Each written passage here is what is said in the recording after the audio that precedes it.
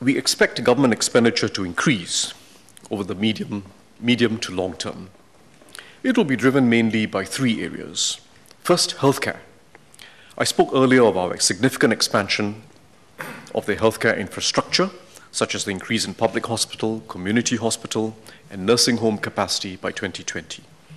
We have also enhanced subsidies at specialist outpatient clinics, intermediate and long-term care. We will now be extending significant subsidies for low and middle-income Singaporeans for MediShield Life premiums. Operating expenditures, therefore, quite apart from development expenditures, will increase, and they will increase especially as our population gets older and as healthcare consumption goes up. While we had set aside monies last year to fund the full projected cost of the Pioneer Generation package, the underlying healthcare subsidies received by all Singaporeans will need to be funded from annual budgets.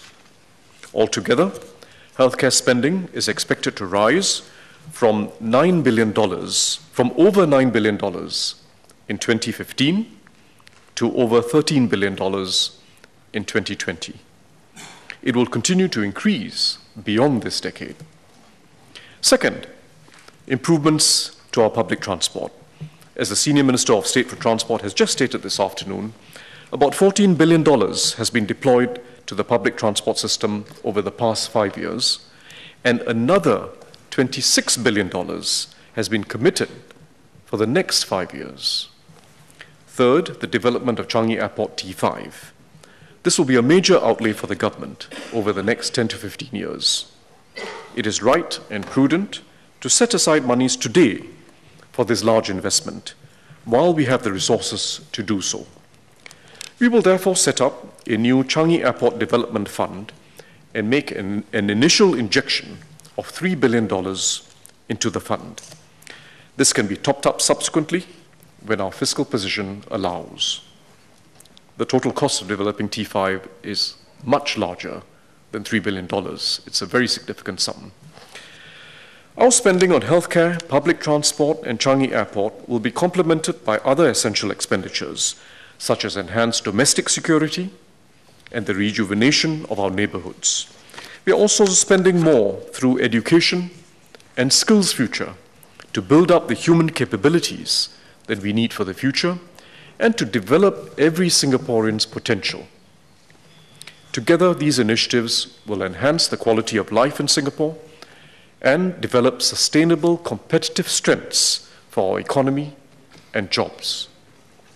We must ensure that we are able to finance these growing expenditures. But equally important, we must ensure that we control costs in the years to come. Last year, I spoke about how the government will seek to control healthcare costs.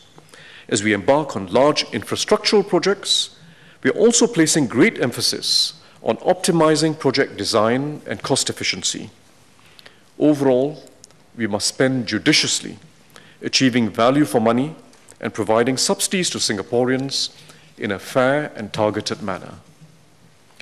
However, government spending will inevitably rise. We project overall spending to reach about 19 to 19.5% of GDP on average over the next 5 years. This is about 1% of GDP higher than the revenues we have today.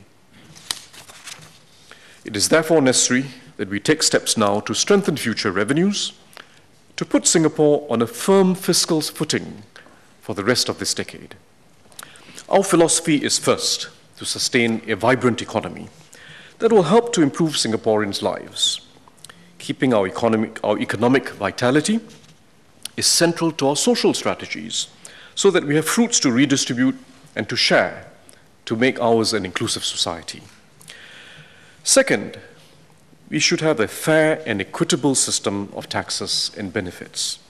It means that everyone has to pay some tax, and everyone is hence contributing to the public services and investments in our people, our heartlands, and our economic future that we all benefit from. Everyone pays some taxes for these common benefits.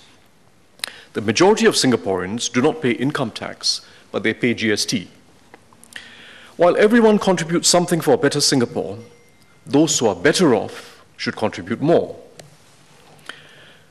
Third, we have to keep the tax burden on the middle income low, so that they get to keep what they earn as much as possible.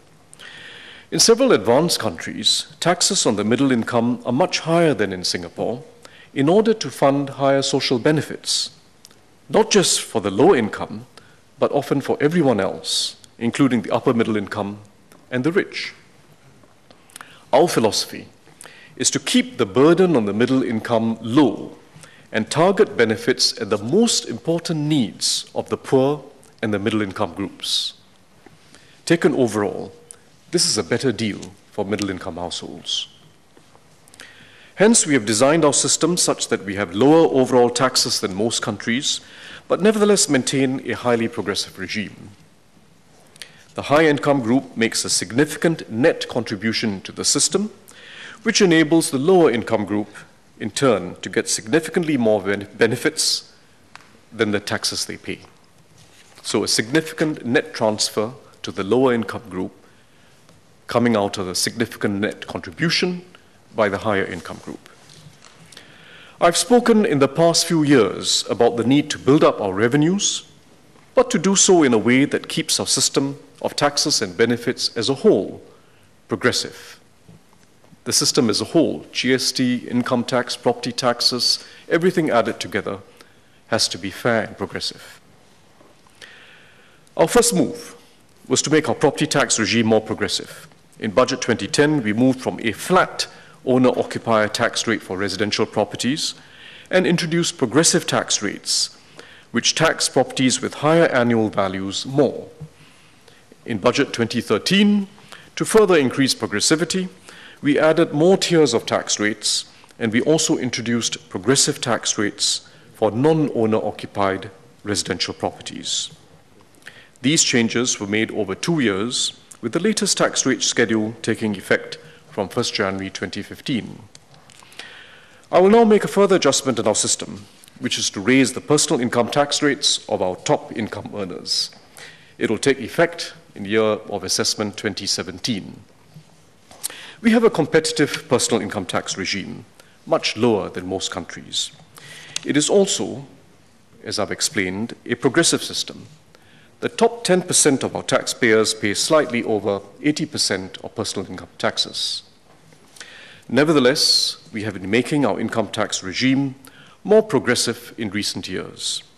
In Budget 2011, we reduced personal income taxes significantly for the middle income without changing the tax rates for high-income earners. We have also introduced and enhanced negative income taxes for our lower income groups. Workfare, which is a negative income tax, was introduced in 2007 and enhanced in 2012. Likewise, this year, we will be introducing silver support, also a negative income tax, for those in retirement who have had low incomes.